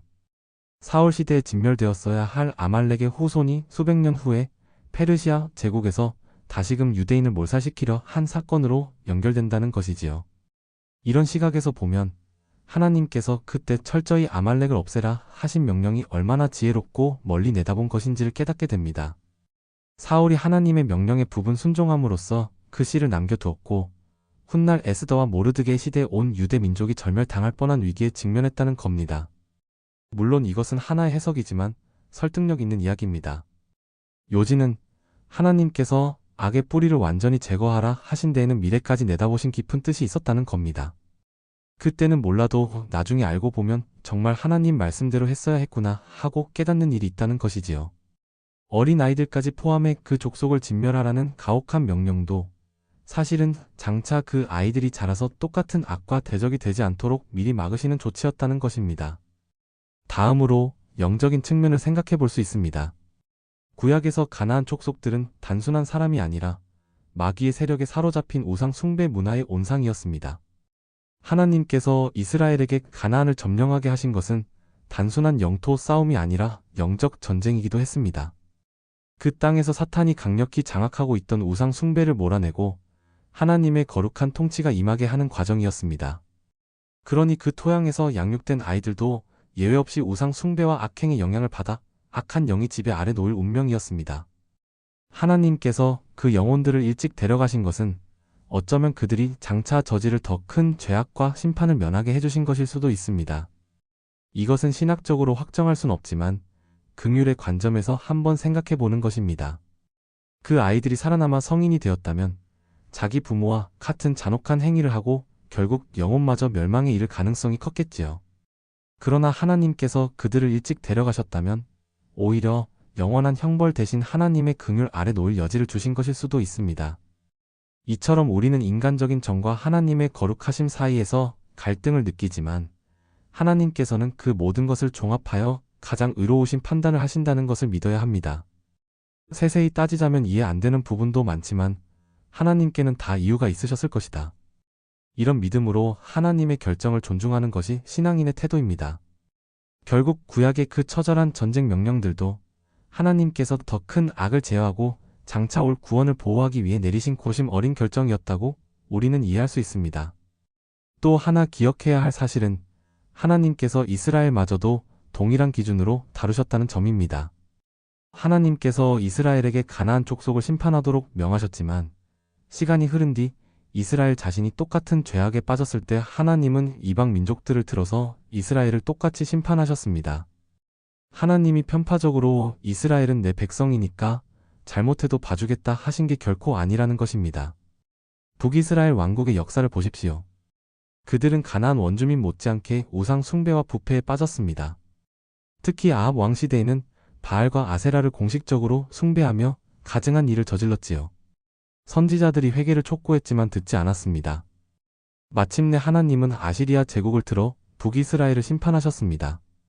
주전 722년에 아시리아의 살마네셀 5세가 사마리아를 함락시켜 북이스라엘은 멸망당했고 백성들은 포로로 잡혀갔습니다. 남유다 왕국도 마찬가지입니다. 하나님의 성전이 있는 유다조차도 나중에 심각한 우상 숭배와 죄악을 범했습니다. 선지자 예레미야 등을 보내 여러 번 경고하셨지만 결국 회개치 않자 하나님은 바빌론 제국의 느부갓네살 왕을 도구로 써서 유다를 심판하셨습니다. 주전 586년에 예루살렘이 함락되고 성전이 불타버렸지요. 그 과정에서 유다의 왕족과 백성들도 수많은 이들이 칼에 쓰러지고 포로로 끌려갔습니다. 이것은 무엇을 말해줍니까? 하나님은 죄에 대해 누구에게나 공정하시다는 것입니다. 앞서 가나안 족속들이 하나님의 심판을 받았듯이 훗날 동일한 죄에 빠진 이스라엘도 동일하게 하나님의 심판을 받았습니다. 하나님께서 구약의 전쟁 명령을 내리실 때 개인적인 증오나 편파적인 이유에서 한 민족만 미워하신 게 아니었습니다. 모든 죄악에 대해 공의로 판단하시는 하나님의 모습이 일관되게 나타난 것입니다. 이스라엘이 우상 숭배에 빠져 가나안 족속보다 나을 바 없게 되었을 때 하나님은 그들을 이방인의 칼에 넘겨 징벌하셨습니다. 이 사실을 통해 우리는 구약의 전쟁 명령들을 볼 때 막연히 학살로 치부해서는 안 되고 하나님의 공정한 심판 행위로 이해해야 함을 알 수 있습니다. 가나안 족속들이 받은 심판은 결코 일방적 폭력이 아니었고 훗날 동일한 죄를 범한 이스라엘도 똑같이 전쟁의 참화를 겪었기 때문입니다. 하나님 앞에서는 이스라엘도 특권으로 죄 면허증을 받은 게 아니었습니다. 지금까지 살펴본 내용을 염두에 두고 신약시대 우리에게 이 구약 전쟁 이야기들이 무엇을 의미하는지도 생각해 봅시다. 예수 그리스도께서 오신 이후에 하나님의 나라는 어떤 양상으로 전개되었는지, 그리고 구약의 전쟁 명령이 오늘날에는 어떻게 이해되어야 하는지를 정리해 보겠습니다. 우리가 한 가지 알아야 할 중요한 사실은 예수님께서 이 땅에 오신 이후 하나님의 백성에게 주신 사명이 달라졌다는 것입니다. 예수님은 베드로가 자신을 지키겠다고 칼을 휘둘렀을 때 이렇게 말씀하셨습니다. 칼을 칼집에 도로 꽂아라. 칼을 가지는 자는 다 칼로 망하느니라. 마태복음 2652. 예수님은 십자가에 달리시는 그 순간까지도 제자들에게 무력 사용을 금지하셨습니다. 또한 산상수훈 등에서 원수를 사랑하라. 내 이웃을 내 몸과 같이 사랑하라고 가르치셨지요. 마태복음 544, 2239. 새 언약 아래에서는 사랑과 희생을 통한 하나님 나라 확장의 길을 보여주신 것입니다.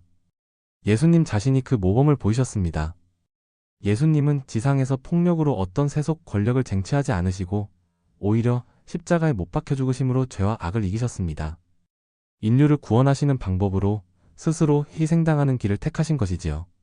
그분의 제자들도 마찬가지였습니다. 초대교회는 칼이나 창을 들고 싸워서 복음을 전파하지 않았습니다. 오히려 순교적인 사랑과 희생, 진리의 선포로 세상을 변화시켜 갔습니다. 로마 제국이 기독교를 잔혹하게 박해할 때에도 성도들은 무기를 들어 맞서 싸우지 않았습니다. 도리어 원수들을 위해 기도하고 선으로 악을 이기려 했지요. 초대교회가 폭력혁명이 아니라 복음과 사랑으로 세상을 뒤집어 놓은 역사는 너무나도 유명합니다. 신약 성경 어디에도 교회 공동체에게 특정 민족을 상대로 육체적 전쟁을 벌이라는 명령은 없습니다. 오히려 영적인 전쟁에 대한 교훈이 자주 등장하지요. 사도 바울은 에베소서 6장 12절에서 이렇게 말합니다. 우리의 씨름은 혈과 육에 대한 것이 아니요 정사와 권세와 이 어두움의 세상 주관자들과 하늘에 있는 악의 영들을 상대함이라. 즉 신약시대에 우리가 싸워야 할 전쟁은 사람에 대한 물리적 싸움이 아니라 보이지 않는 악의 세력과의 영적 싸움이라는 것입니다. 교회는 복음의 진리와 기도로 싸우는 영적 군대이지 구약의 이스라엘처럼 하나님의 이름으로 칼을 들고 나서는 세속 군대가 아닙니다.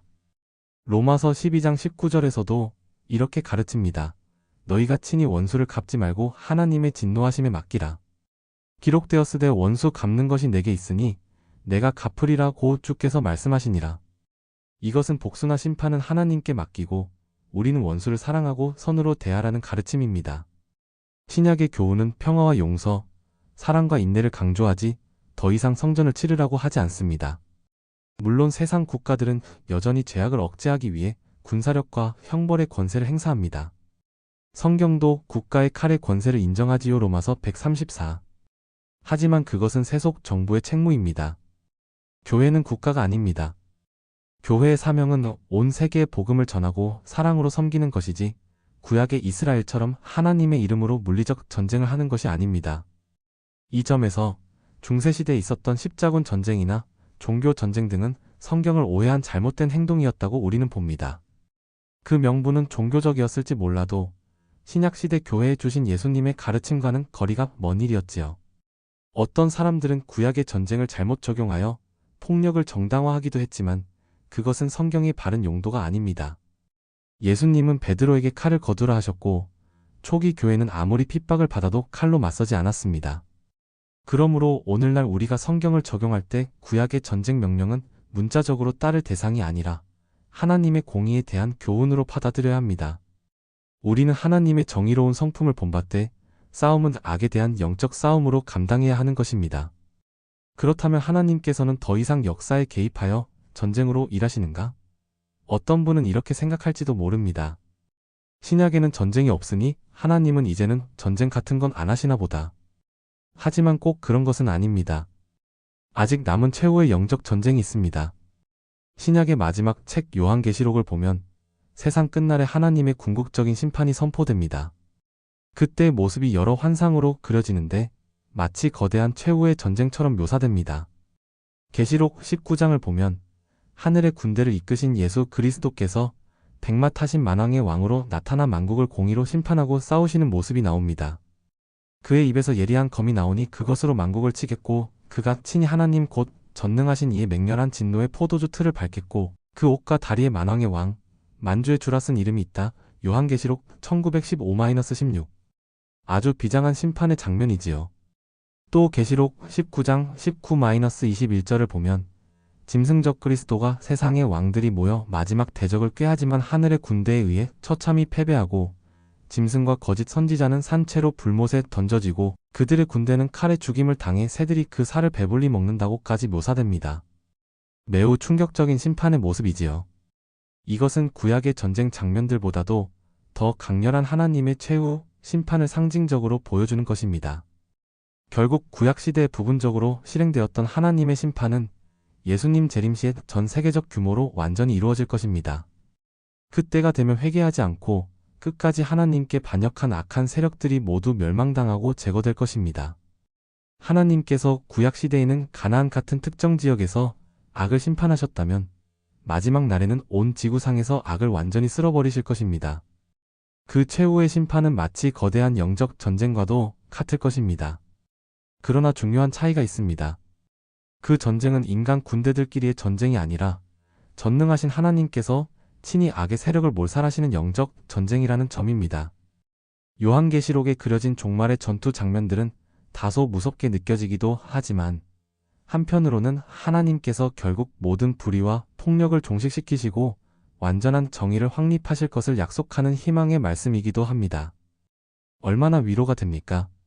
지금은 우리가 악한 세상의 모순과 폭력을 견디며 살지만 결국 하나님의 승리가 선포되고 영원한 평화의 나라가 임할 것을 확신할 수 있으니 말입니다. 여기서 한 가지 짚고 넘어갈 점은 하나님의 궁극적인 뜻은 전쟁이 아니라 평화에 있다는 사실입니다. 다시 말해 하나님은 전쟁을 좋아하시는 분이 아니며 최종적으로 전쟁을 끝내실 분이라는 점입니다.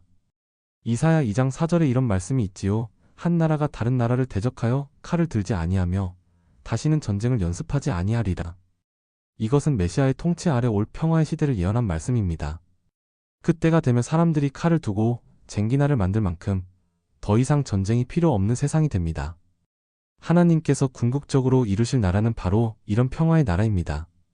따라서 구약시대 하나님께서 전쟁을 사용하신 것은 영원히 지속될 패턴이 아니라 죄악된 세상을 다루시기 위해 한시적으로 취하신 방법이라고 볼 수 있습니다. 그리고 때가 참에 하나님은 독생자 예수 그리스도를 이 땅에 보내주셨습니다. 구약의 전쟁으로도 완전히 해결되지 않던 인류의 죄 문제를 예수님께서 십자가 희생으로 단번에 해결하시기 위함이었지요. 예수님은 십자가에서 모든 인류의 죄값을 대신 지고 죽으심으로써 하나님의 공의와 사랑을 동시에 성취하셨습니다. 십자가 사건은 한편으로는 죄에 대한 가장 엄중한 심판이었습니다. 예수님이 죄 없으신 하나님의 아들이셨지만 우리 죄를 뒤집어 쓰시고 하나님께 버림받는 형벌을 당하셨지요. 그러나 다른 한편으로는 죄인을 향한 완전한 사랑의 표현이기도 했습니다. 하나님은 죄인인 우리를 살리시려고 그 무서운 심판을 친히 자기 아들에게 담당시키셨으니까요. 십자가에서 흘리신 예수님의 보혈은 인간 역사에 흐르던 모든 폭력의 피를 끝내고 화해와 구원의 새 시대를 연 사건입니다. 시편 85편 10절 말씀처럼 인애와 진리가 만나고 의와 화평이 서로 입맞추었다고 할 정도의 놀라운 역사가 일어난 것이지요. 십자가에서는 하나님의 공의 이로우심과 하나님의 사랑 인자하심이 완벽하게 만난 장면입니다. 구약의 전쟁이 하나님의 공의를 보여주는 무대였다면 십자가는 하나님의 공의와 사랑이 한꺼번에 드러난 구원의 무대였습니다. 예수님이 부활 승천하신 후 이제 복음 시대가 열렸습니다. 복음은 유대인뿐 아니라 모든 민족에게 전파되어 믿는 자마다 구원을 얻게 하는 하나님의 능력입니다. 이제는 칼이 아니라 말씀의 검으로 사람들의 마음을 찌르고 변화시키고 있습니다. 이방인들도 더 이상 진멸의 대상이 아닙니다. 오히려 회개하고 돌아오면 누구나 하나님의 백성이 될 수 있게 되었습니다. 이것이 신약시대 은혜이지요. 하나님께서 구약시대 이스라엘을 지키고 악을 심판하시기 위해 전쟁을 명하신 것도 궁극적으로는 이 구원의 큰 그림을 보호하려는 과정이었다고 할 수 있습니다. 그리고 마침내 예수 그리스도의 십자가와 부활로 그 구원이 완성된 것입니다. 이제는 믿기만 하면 멸망하지 않고 영생을 얻는 시대가 열렸지요. 요한복음 316. 할렐루야. 이 모든 것을 종합해 볼 때 우리는 구약의 전쟁 명령을 단순히 폭력의 역사로 볼 것이 아니라 하나님의 공의와 사랑이 교차하는 복합적인 역사로 이해해야 합니다. 하나님은 죄를 미워하시기에 공의롭게 심판하시지만 동시에 죄인들의 구원을 위해 오래 참으시고 끝까지 기회를 마련하시는 분입니다. 구약의 전쟁 장면들은 이 두 가지 성품이 어떤 긴장 속에서 나타나는 특수한 경우라고 할 수 있습니다.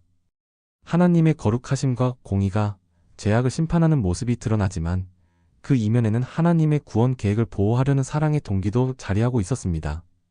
그리고 바로 그 사랑 때문에 하나님께서 독생자를 이 땅에 보내셔서 우리 모든 인류의 죄값을 대신 치르게 하신 것입니다. 십자가 사건에서 하나님은 죄에 대한 철저한 심판을 집행하시면서도 그 심판을 친히 짊어지심으로 죄인을 살리시는 완전한 사랑을 보여주셨습니다. 그러므로 볼 수 있습니다. 구약시대에 제한적으로 나타난 하나님의 전쟁 심판은 결국 십자가에서 완전히 밝혀진 하나님의 공의와 사랑의 서곡이었다고 말입니다. 말씀을 정리하겠습니다. 오늘 우리는 하나님은 왜 전쟁을 명령하셨는가라는 어려운 질문에 대해 성경을 참고하여 깊이 생각해 보았습니다. 겉으로 보기에는 잔인하고 이해하기 어려운 장면들이지만 한 걸음 한 걸음 살펴보니 그 배경에는 하나님의 거룩하심과 선하신 뜻이 자리하고 있음을 알게 됩니다. 첫째로 그것은 악에 대한 하나님의 공의로운 심판이었습니다. 하나님은 거룩하시기에 죄악을 영원토록 그냥 두실 수 없었고 때가 되어 가나안의 죄악을 심판하신 것이었지요. 죄를 미워하시는 하나님의 공정한 재판이었습니다. 둘째로 하나님의 백성 이스라엘의 순교를 지키기 위한 조치였습니다. 하나님은 이스라엘이 우상에 물들어 타락하지 않도록 주변 악한 영향을 제거하라고 명하신 거지요. 그것은 오히려 이스라엘을 위한 사랑의 명령이었습니다. 셋째로 이스라엘을 멸망시키지 않고 보존하여 구원의 역사를 이어가기 위함이었습니다. 이스라엘이 전쟁에서 지면 나라가 사라질 판이었으니 하나님께서 전쟁을 통해서라도 그들을 지켜주신 겁니다. 넷째로 하나님의 능력과 참되심을 온 세상에 증거하기 위해서였습니다. 하나님은 이스라엘의 전쟁 승리를 통해 주변 민족들에게 당신이 참 신이심을 알리셨고 그 결과 라합이나 기브온 주민들 같은 이방인들도 하나님께 돌아오는 역사가 일어났습니다. 이 네 가지를 종합해보면 하나님께서 구약의 전쟁을 명령하신 것은 결코 잔인한 변덕이나 악에서 나온 것이 아니었고 그분의 공의와 사랑의 큰 그림 속에서 이루어진 일이었다는 결론에 이릅니다. 이러한 성경의 어려운 내용을 이해하면 할수록 우리는 성경 말씀이 얼마나 일관되고 깊은 뜻을 품고 있는지 새삼 깨닫게 됩니다. 하나님의 지혜와 섭리는 우리의 생각보다 훨씬 높고 크기 때문에 겉으로 보기엔 모순처럼 보이는 일도 알고 보면 하나님의 완전하신 뜻 안에서 합당한 이유가 있는 것임을 알게 됩니다. 이사야 55장 9절에서 하나님은 이렇게 말씀하셨지요. 하늘이 땅보다 높음 같이 내 길은 너희의 길보다 높으며 내 생각은 너희의 생각보다 높으니라. 우리가 모든 것을 다 이해할 수 없지만 성경을 통해 드러난 하나님의 성품과 역사를 보면 그분의 선하심과 지혜를 충분히 신뢰할 수 있습니다. 우리의 지혜와 판단은 한계가 있지만 전능하신 하나님은 과거와 현재와 미래를 모두 아시며 가장 선한 길로 역사하십니다. 그러니 우리가 보기에 이해되지 않는 일이 있어도 하나님께는 분명히 뜻이 있으시겠지 하고 믿음으로 맡길 수 있는 것입니다. 이것이 바로 신앙인의 자세 아니겠습니까? 무엇보다 이러한 구약의 전쟁 이야기는 오늘날 우리에게도 중요한 경계와 교훈을 줍니다. 하나님께서 이스라엘에게 가나안의 악을 타협 없이 제거하라고 명령하신 것처럼 오늘날 우리 각자의 삶에서도 죄와 조금도 타협하지 말고 철저히 몰아내야 함을 깨닫습니다. 하나님의 백성은 거룩함이 생명입니다. 때로는 우리 삶에서 잘못된 것들을 잘라내는 아픔이 있더라도 그것이 결국 우리를 보호하고 살리는 길임을 이 말씀들이 보여줍니다. 이스라엘이 가나안 우상들을 조금이라도 남겨두었다가 얼마나 큰 어려움에 빠졌는지 보지 않았습니까? 우리도 마찬가지입니다. 생활 속의 작은 죄악과 타협도 허용하면 그것이 언젠가 우리를 크게 넘어지게 할 위험이 됩니다.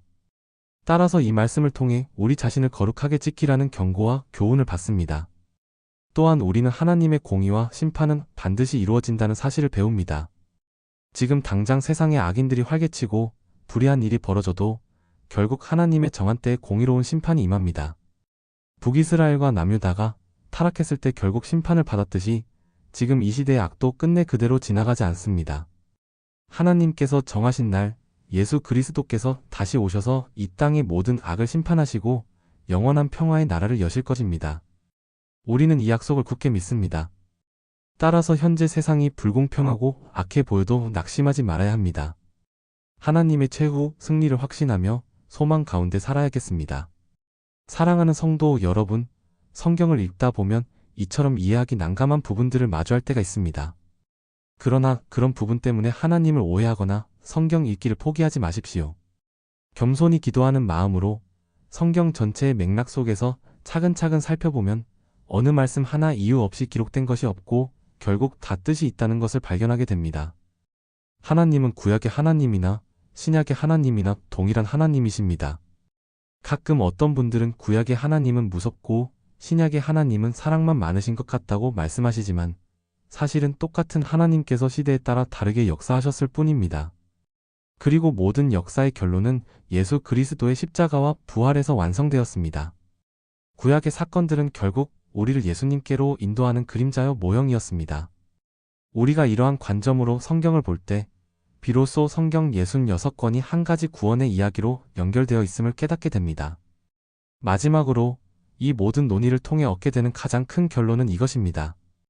하나님은 언제나 옳으시며 성경 말씀은 진리라는 사실입니다. 비록 우리가 하나님의 방법을 다 이해하지 못할 때가 있어도 하나님께서 행하시는 일에는 모두 거룩하고 의로운 목적이 있습니다. 구약 성경의 전쟁 명령도 그랬습니다. 지금까지 살펴본 대로 하나님은 부족함이 없으신 완전한 성과 의의 하나님이십니다. 그분은 결코 실수하지 않으시고 어떤 경우에도 부당한 일을 행하지 않으십니다. 그러니 우리가 하나님의 높고 오묘하신 뜻을 신뢰하면서 성경 말씀을 더욱 담대히 받아들일 수 있는 것입니다. 하나님의 판단은 의롭고 하나님의 모든 행사는 신실합니다. 우리가 이해하기 어려운 문제들도 하나님의 관점에서 보면 합당한 답이 있습니다. 오늘 어려운 주제였지만 이처럼 성경 안에서 답을 찾아보니 하나님의 지혜와 사랑에 더욱 감탄하게 됩니다. 우리 60대 이상 신앙의 어르신 여러분, 혹여 성경의 이런 대목들 때문에 마음에 걸림이 있으셨다면 오늘 말씀을 통해 조금이나마 해소되었기를 바랍니다. 하나님은 결코 실수하시거나 부당한 일을 행하시는 분이 아닙니다. 우리가 다 이해하지 못해도 하나님의 뜻과 판단은 항상 완전하십니다. 그러므로 이제 우리는 담대히 이렇게 고백할 수 있습니다. 여호와 하나님, 주의 판단은 의로우시며 주의 모든 행사는 신실하나이다. 앞으로도 성경을 읽으시다가 어려운 부분을 만나거든 당황하거나 낙심하지 마십시오. 기도로 지혜를 구하며 성경을 전체적으로 살피는 노력을 해보십시오. 분명 그 속에도 하나님의 깊은 뜻과 우리에게 주시는 교훈이 숨어 있을 것입니다. 오늘 함께 살펴본 하나님은 왜 전쟁을 명령하셨는가? 라는 질문도 그랬지 않았습니까? 처음엔 큰 걸림돌 같았지만 차근히 살펴보니 그 답이 성경 안에 다 있었던 것입니다. 하나님께서 악을 심판하시고 선을 보존하시기 위해 때로는 전쟁이라는 방법도 쓰셨음을 알게 되었습니다. 그리고 그 모든 과정이 결국은 인류를 구원하시려는 하나님의 크신 사랑의 일부였음을 깨달았습니다. 성도 여러분, 이처럼 우리의 의문이 말씀 안에서 해결될 때 얼마나 기쁜지요. 그러므로 더욱 성경을 신뢰하십시오. 하나님의 행하심을 신뢰하십시오. 하나님은 어제나 오늘이나 영원토록 동일하시며 히브리서 138 그분의 선하심과 공의는 전혀 변함이 없습니다. 성경의 어떤 말씀도 막연히 넘어가지 마시고 오늘처럼 함께 연구하고 기도하면서 의미를 찾아가 보시기 바랍니다. 반드시 그 속에서 우리 신앙을 굳건히 할 보화 같은 진리를 발견하게 될 줄 믿습니다. 부디 오늘 나눈 내용이 여러분의 마음에 작은 도움이 되었기를 바랍니다. 하나님 말씀은 때로 우리를 놀라게 하는 부분이 있어도 결국에는 우리를 진리로 자유롭게 하고 구원에 이르게 하는 말씀입니다. 끝까지 함께 경청해 주셔서 감사합니다. 여러분, 늘 하나님의 말씀 안에서 평안과 승리가 가득하시길 바랍니다. 하나님께 모든 영광을 돌립니다. 감사합니다.